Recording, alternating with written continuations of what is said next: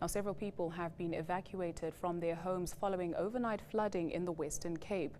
City of Cape Town's Disaster Risk Management Centre says over 18,000 people are believed to have been affected. The worst affected areas are Somerset West and Strand. In the Overberg, disaster management teams have managed to locate a missing hiker, but another man who went missing in Grabo has still not been located. It's feared he may have drowned. Now, some roads in the area remain closed due to the bad weather conditions. For an update on the story, we're joined on the line by City of Cape Town Disaster Management spokesperson Wilfred Johannes. Wilfred, thank you so much for joining us this morning. What's the latest situation in Cape Town? A very good morning. This morning, the disaster management response teams, together with the city's engineering services, with a range of other role players, will then today have an enhanced approach in terms of clearing up, mopping up operations and affecting remedial measures, and particularly to repair damaged infrastructure as a result of the heavy rains and the flash floods that occurred in the Cape Peninsula since the precipitation made its landfall, creating havoc from Friday into Saturday. Now, which roads have been closed to traffic, and are there any roads that have been reopened this morning? By last night, several roads that were being affected has been closed off, and some of them had been overnight have been reinstated or opened again.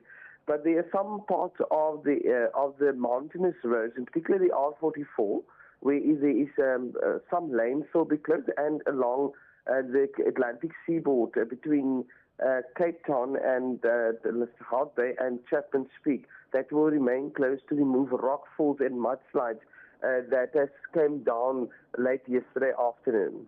Are there any particular areas that people should avoid completely?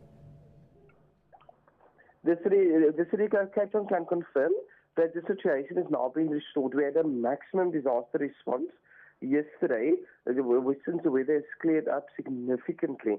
And all areas of the roads, most of them are open. The water levels have dissipated, and most of the people are moving back to their houses. It is last night we had to evacuate approximately 500 people in Salaris Pass under the mountain when the Salaris River came down at full strength. And there was a possibility that our engineers indicated that the dam just above the area could potentially break and cause flood damage in that area. But the people are all been taken to a local community hall where they are accommodated. But this morning we will be resettling them back to the areas and providing transportation and social relief aid. Now, what are the sort of do's and don'ts if someone finds themselves in a dangerous situation, be it flooding or collapsed bridge? What is important is that it's very unfortunately cannot do much when we have these significant weather, in particular when we have heavy downpour persistently. But people should safeguard themselves, ensure that the stormwater systems or the runoff capacity of the premises are unblocked, and that they did not make any alterations to it that impact on the stormwater system. Most of these people's properties that were affected in Somerset West in particular, we found that people have lowered their property that is below the actual road surface level and water running into their property, and there's a lot of changes in terms of the outlets that's not properly discharging into the stormwater system, rendering it ineffective. And that is what caused most of the people's properties in Somerset West being affected. And we want to appeal to residents when they want to undertake improvements onto the property, they need to consult with the authorities or the City of Cape Town so that they can get planning approval and to ensure that the city makes provision for stormwater infrastructure to handle the demand. Have there been any more reports of fatalities? In the City of Cape Town, we can confirm that no person has died as a result of the severe weather that we've experienced.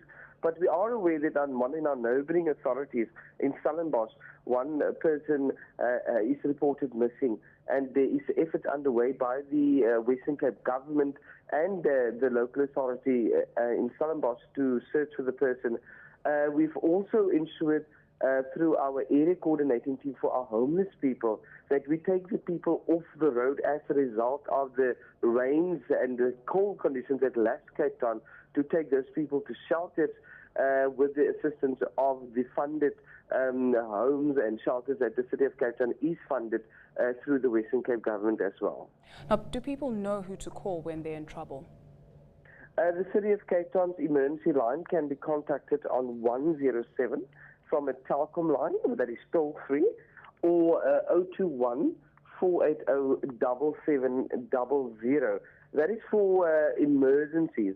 But for general blocked drains and complaints, or for the council to repair infrastructure, the 24-hour central complaints line can be contacted on 0860 1030 89. We're currently experiencing a high volume of encourage residents to make use of our SMS service on 31373, where we have agents available to take the calls, or via our website. It's an online application where people can report their complaints on www.capetown.gov.za. Wilfred, thank you so much for that update. That was Wilfred Solomons Johannes. He's the spokesperson of the City of Cape Town Disaster Risk Management Centre. News that moves. eNCA.com.